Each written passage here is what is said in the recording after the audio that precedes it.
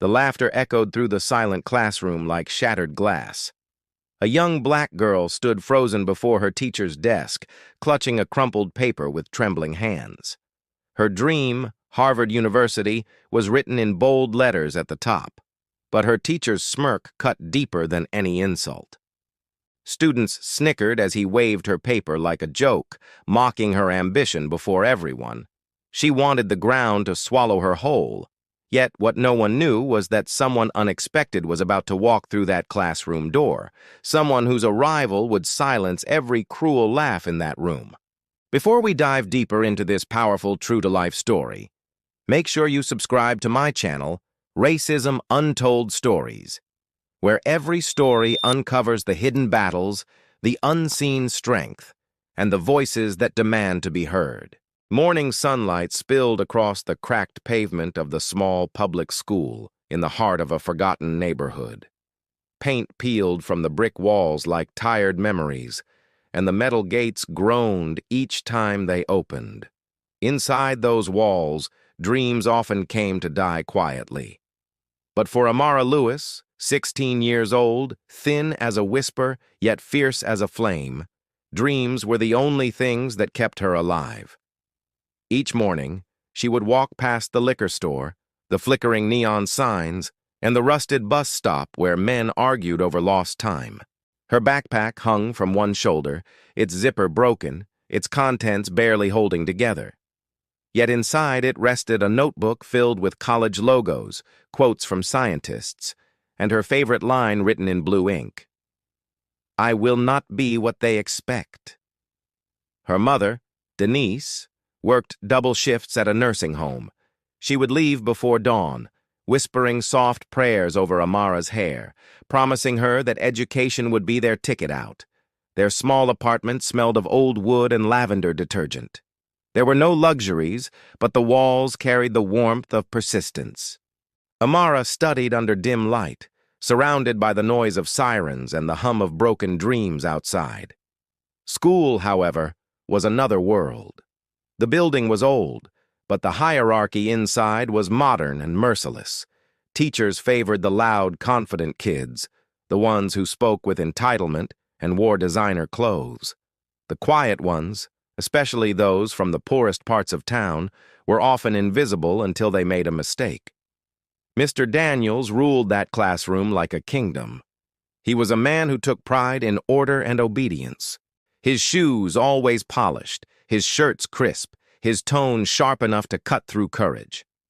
To him, teaching was not about nurturing potential. It was about control. He believed in excellence, but only for those he deemed worthy.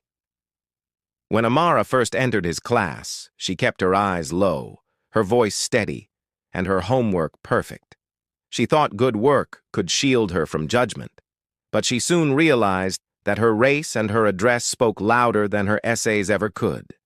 Mr. Daniels praised students who came from certain families who fit a mold he respected. For Amara, he saved only cold comments and impatient sighs.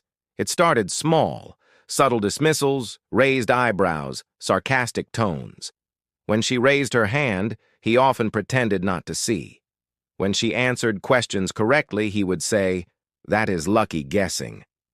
Each remark chipped away at her confidence. Yet every evening, Amara would look at her vision board, a printed photo of Harvard's brick gates, taped beside a fading picture of her mother smiling. It reminded her why she could not give up. Harvard had been her dream since she was 12. She had seen a documentary about it once, the sprawling campus, the ivy-covered walls, the students speaking with purpose and possibility.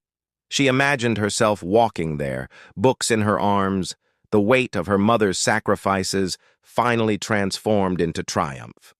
But dreams like that were heavy in a world built to crush them. Her classmates whispered behind her back. They called her Harvard Girl, not as praise but as mockery.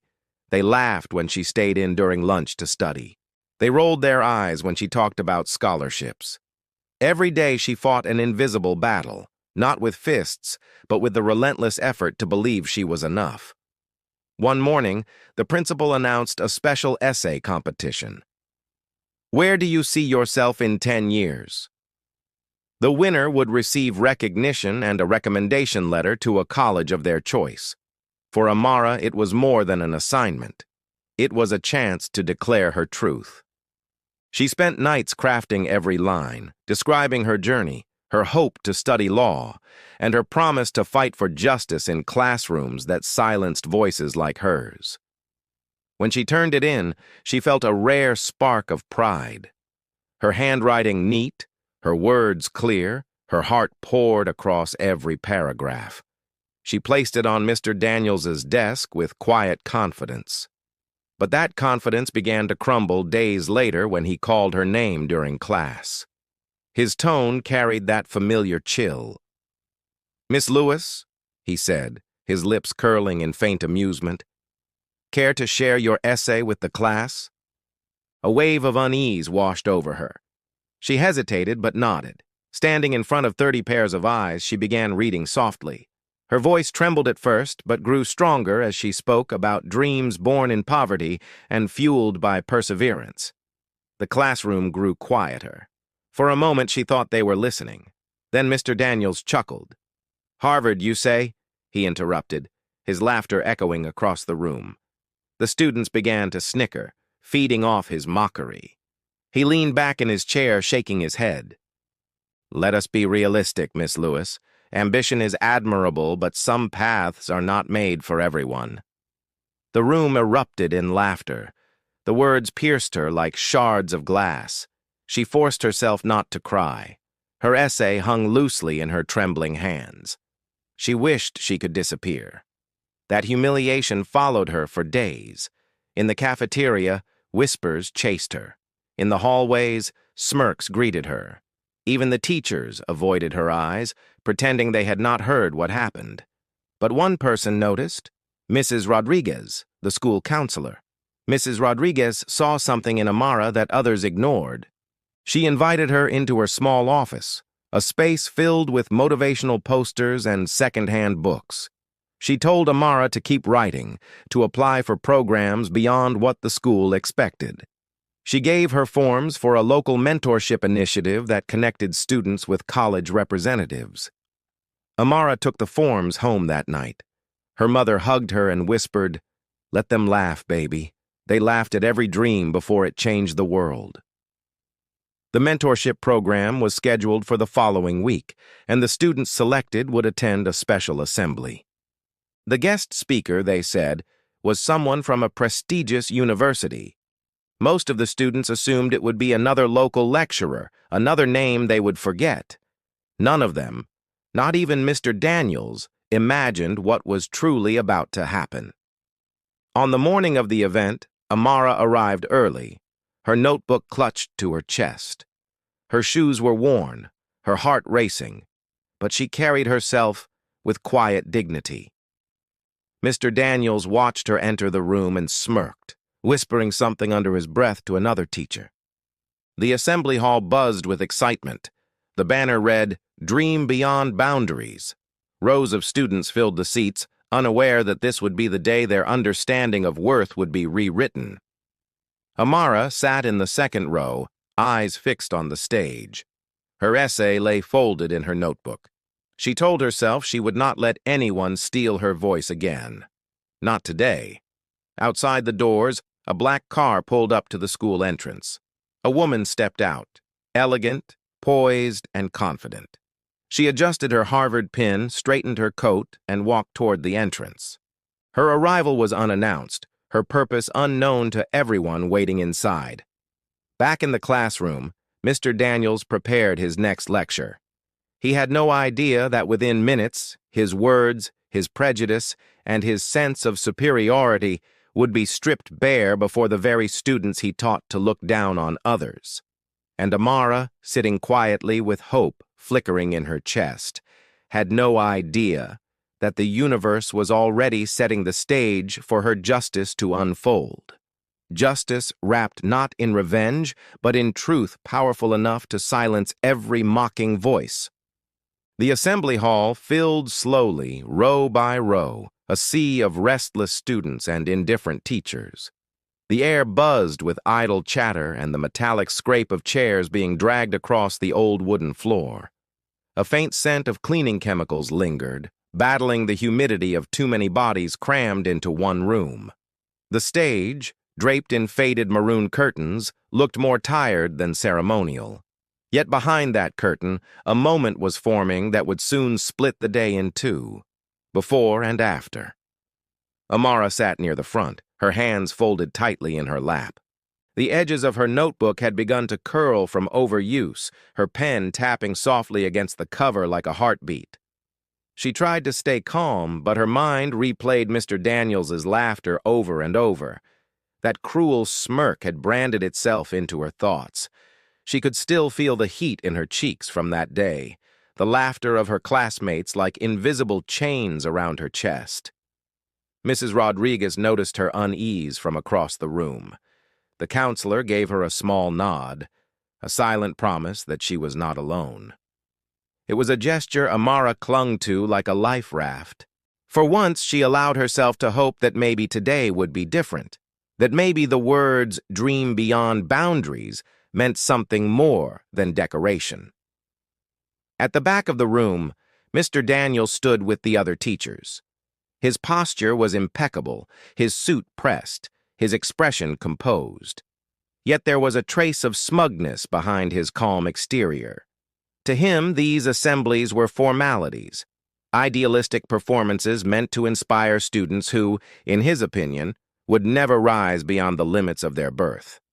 He took pride in his realism, mistaking it for wisdom. A voice crackled through the microphone.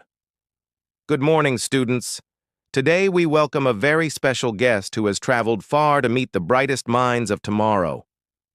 The murmurs began at once. Some students sat up straighter. Others rolled their eyes. Amara's heart beat faster. She thought of Harvard, the crimson crest, the gates that had lived in her imagination for years. Then the curtain parted. A tall woman stepped into the light. Her hair was streaked with silver, her posture regal, her gaze sharp with intelligence and grace. She wore a dark tailored suit and a small pin that gleamed under the lights. Harvard University. The audience stilled. For the first time that morning, silence carried weight. She smiled faintly before speaking. "My name is Dr. Eleanor Hayes. I am the Associate Dean of Admissions at Harvard University." A wave of astonishment rippled through the room. Mr. Daniels' smirk faltered. Even the students who had mocked Amara began whispering, their tones shifting from boredom to disbelief. Dr. Hayes continued, her voice calm but commanding. "I came here today to speak about potential, the kind that often goes unseen, unheard, and underestimated."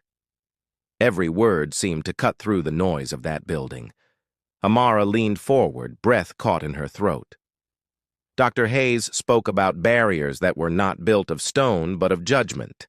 She spoke about children who carried brilliance in silence, about how bias could strangle opportunity before it ever had a chance to bloom.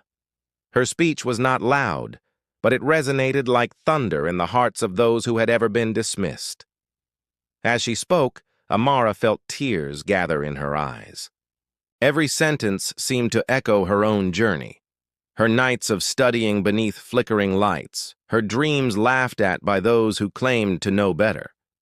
And yet, there was something else in Dr. Hayes's tone.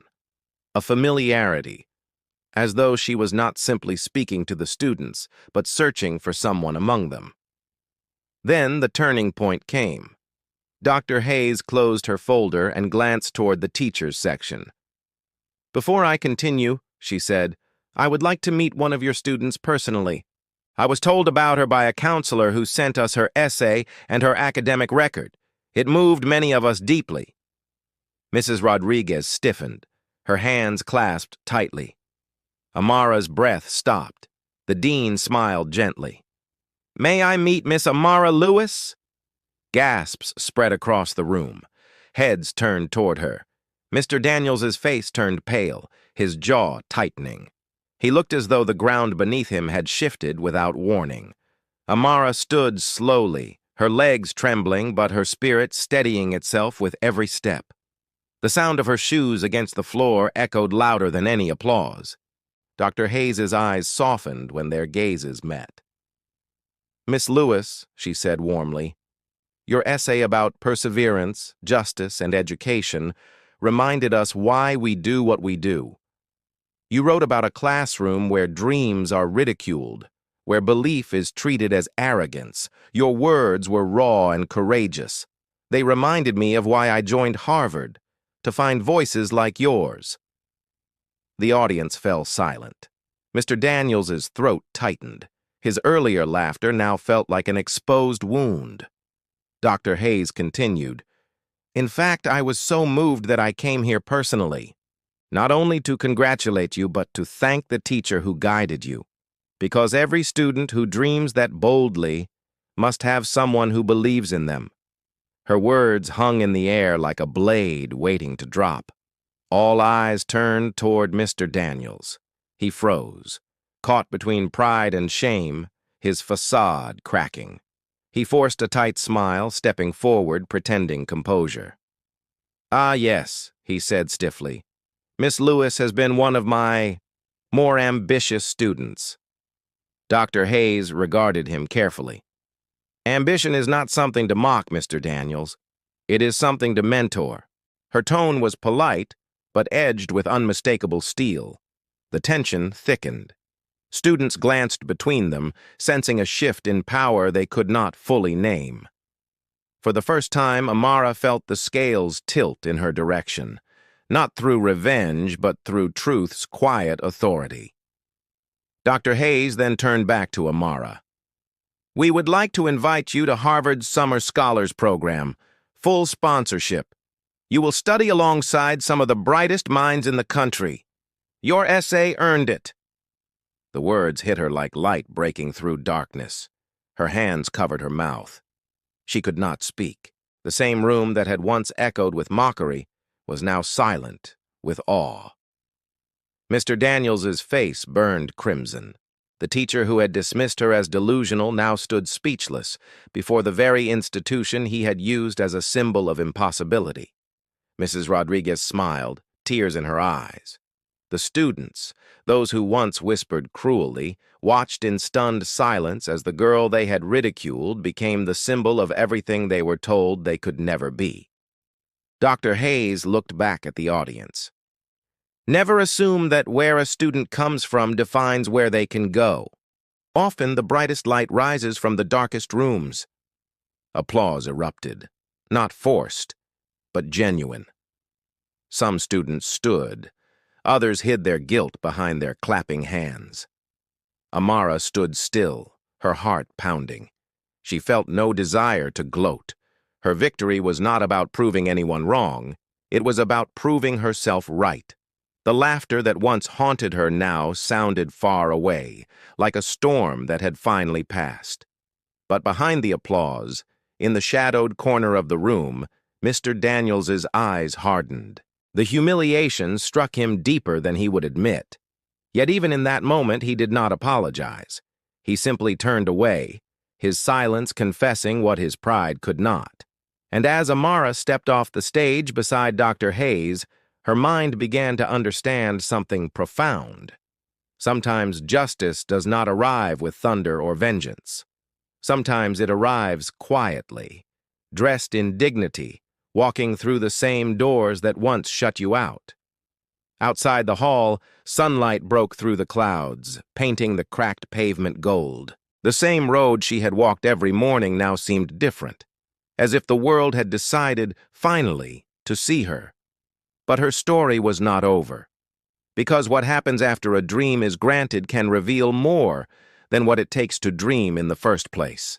The room felt suspended in time, a fragile bubble of tension and revelation. Amara walked beside Dr. Hayes, each step a declaration of the impossible becoming real. She felt the weight of every dismissive glance, every cruel word, every laugh that had once pierced her like glass. Each memory pressed against her chest, and yet, for the first time, the pressure transformed into power rather than shame. The other students whispered, their eyes darting between the girl who had been mocked and the woman from Harvard who had just elevated her. Some stared in disbelief, others with quiet envy, but all understood in that instant that something profound had shifted. The air was charged with moral electricity, the kind that made silence scream with truth. Mr. Daniels stood frozen, the smirk he wore like armor cracking under heat. His neat tie felt tight against the rising panic in his throat. He had built himself on authority, on the assumption that he alone could judge ambition, talent, and potential. That illusion shattered now in front of the entire assembly.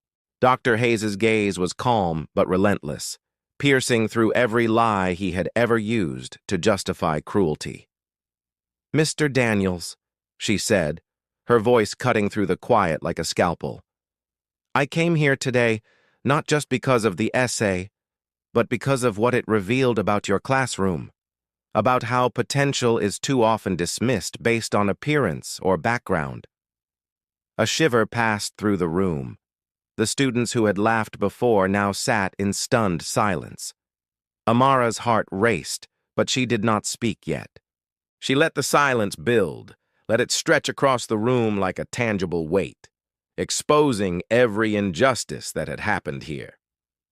Mr. Daniels swallowed hard, his fingers tightening around the lectern. His eyes darted toward Amara, searching for defiance, for rebellion, for anything he could claim as insolence. But she stood calmly, composed despite the pounding of her heart. She carried no weapon except the truth. Dr. Hayes stepped closer to him. "Do you understand," she asked, "that every laugh at Miss Lewis's dream was a betrayal? Not of her, but of your responsibility as an educator?" Mr. Daniels's lips moved, but no sound emerged. For the first time, authority felt hollow.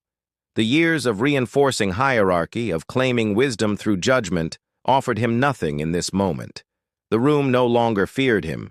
It had witnessed the exposure of his prejudice. Then Dr. Hayes turned back to Amara, her tone gentle yet firm. "You, Miss Lewis, have proven that brilliance is not defined by zip codes, family income, or anyone's narrow idea of possibility. You have shown courage, resilience, and vision beyond what most adults in this room could imagine. And that is why we want you at Harvard." The applause that followed was thunderous, not just from the students, but from the few teachers who understood the significance of the moment. Some students stood, eyes shining with admiration. Others whispered apologies under their breath, though few dared meet her gaze. Amara felt a wave of emotion she could not contain. Tears streamed freely down her cheeks as she realized the full gravity of what was happening. The same teacher who had mocked her ambitions now witnessed her being elevated to a level he had claimed was impossible.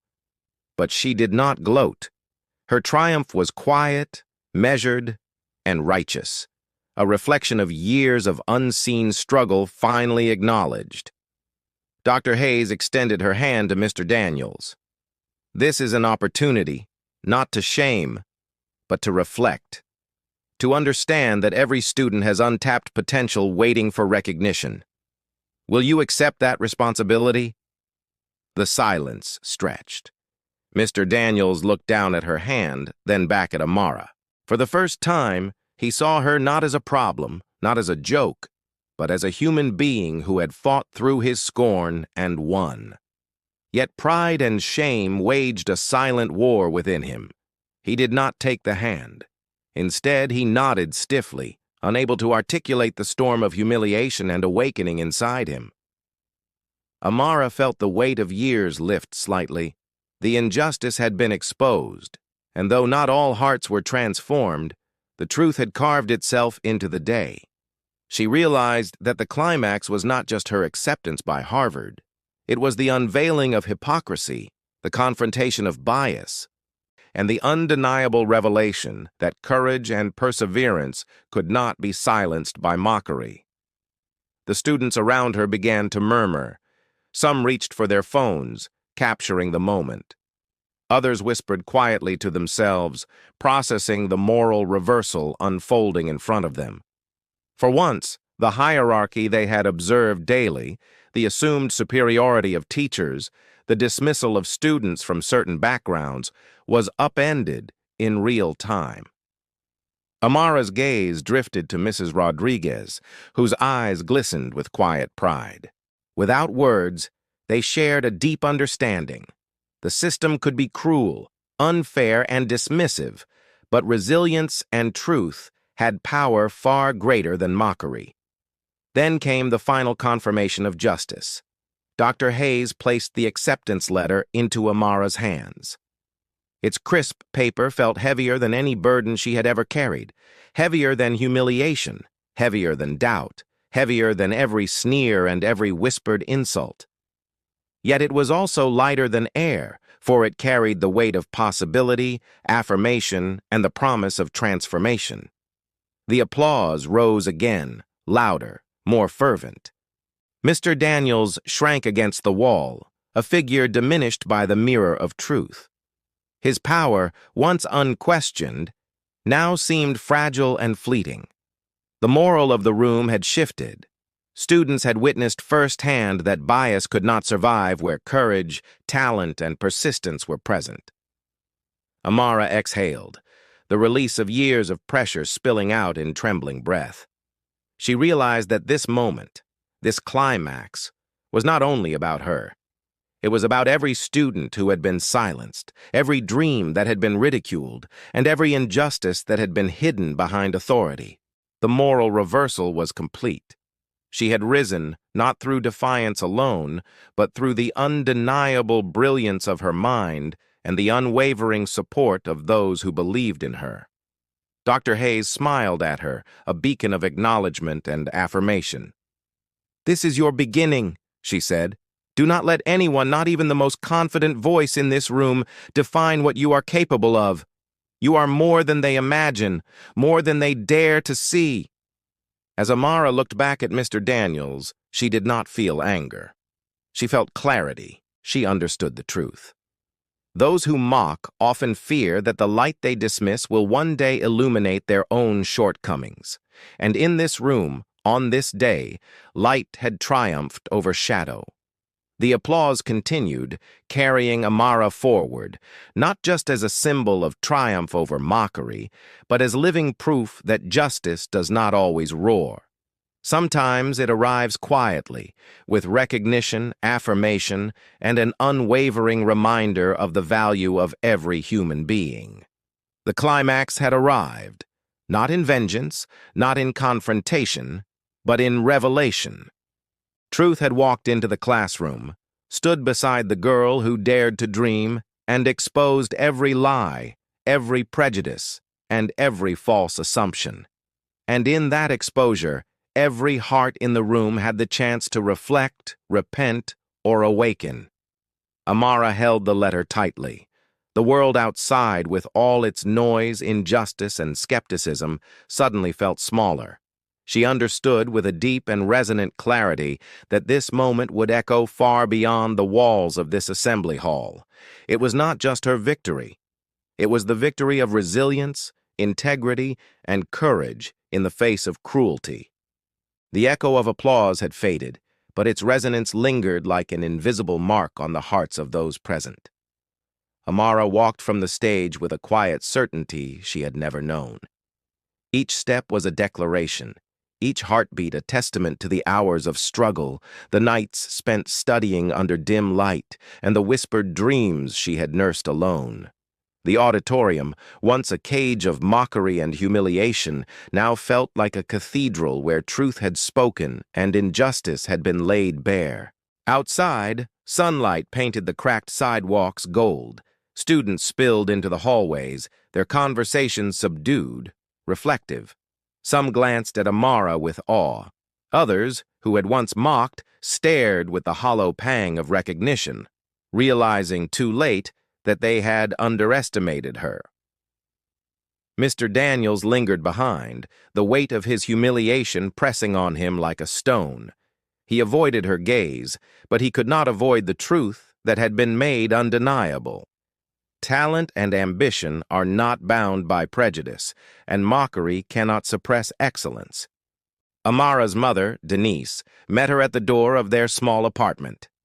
The years of exhaustion etched into her face softened when she saw her daughter's radiant smile. She wrapped Amara in a hug, holding her as if trying to imprint every detail of this moment into memory. "You did it," she whispered. "You proved them wrong, but more importantly, you proved yourself right." Amara clutched the Harvard letter tightly, feeling the edges of the paper press into her palm. The letter was more than admission.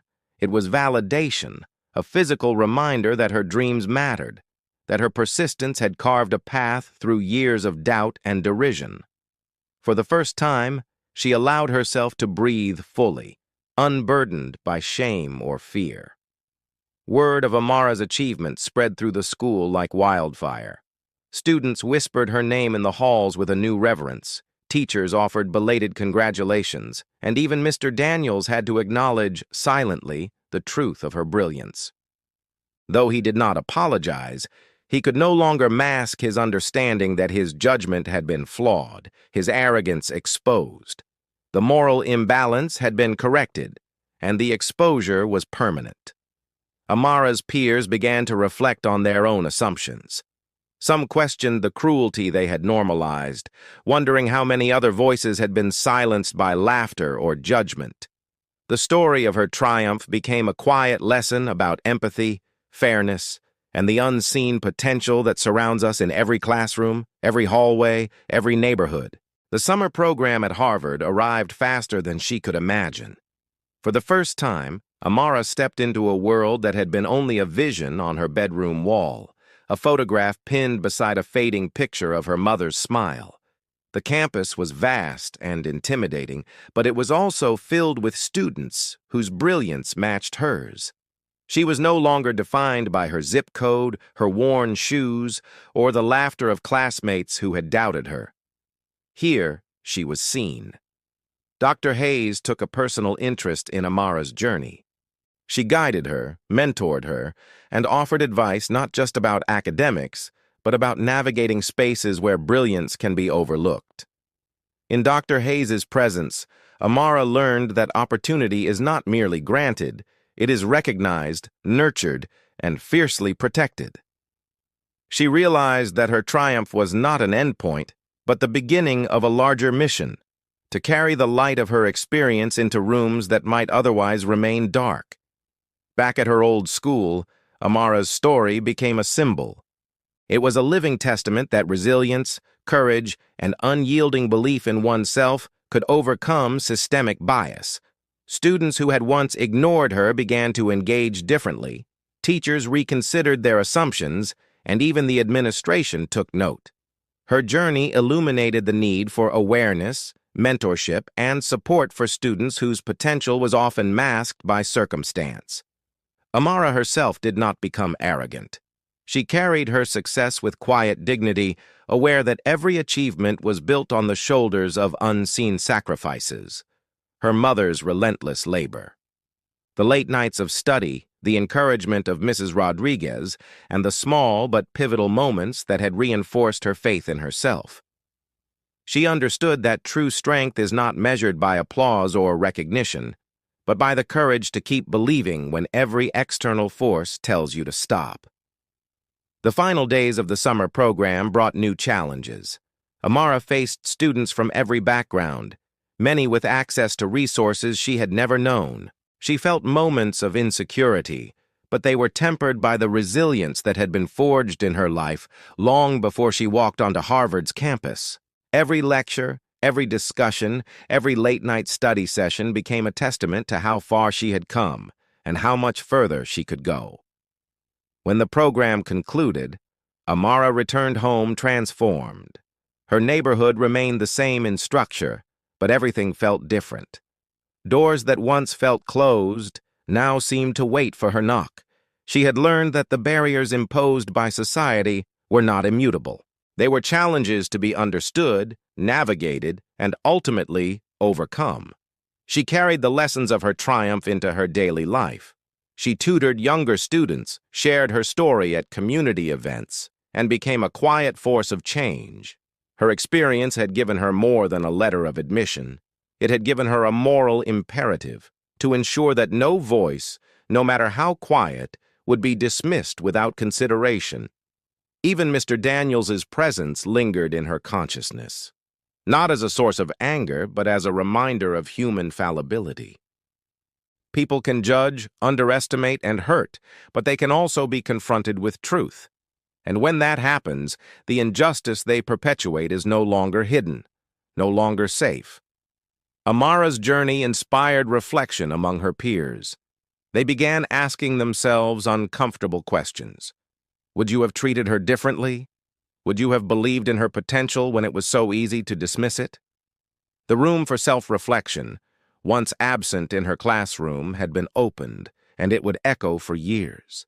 Her mother watched her one evening holding a cup of tea and smiling softly. "You have changed everything, Amara. Not just for yourself, but for everyone who will follow after you." Amara nodded, understanding that her story was never hers alone. It belonged to every student silenced by prejudice, to every teacher who had failed to nurture, to every adult who had dismissed possibility. And it belonged to the future, where the lessons of courage, justice, and perseverance could ripple outward in ways she could not yet measure. Sometimes, she realized, the ones who are ignored are the ones who can save us, not with confrontation, but with persistence, dignity, and brilliance that refuses to be silenced. The laughter, the mockery, the limitations imposed by others, all of it became fuel, not for revenge, but for transformation. As night fell over the city, Amara placed the Harvard letter carefully on her desk. The ink still glimmered in the soft lamplight. She knew the journey ahead would not be easy, that challenges would continue to arrive disguised as obstacles, that bias and injustice would not vanish overnight. But she also knew this: the moment of recognition, of truth exposed, had changed everything. Her heart swelled with quiet pride, tempered by the knowledge that real power lies not in proving others wrong, but in proving oneself right. The moral clarity of her journey was profound. Every human being deserves the chance to be seen, to be heard, and to rise. Amara's story did not end with Harvard. It continued in the classroom she would enter, the students she would mentor, and the community she would inspire. The laughter of the past had been silenced, but its lesson remained. Never underestimate a dream fueled by resilience, courage, and integrity. If you felt the power of Amara's journey, make sure to subscribe to my channel, Racism Untold Stories. Every story here uncovers hidden battles, unseen strength, and voices that demand to be heard. Do not miss the next story that exposes truth, injustice, and courage.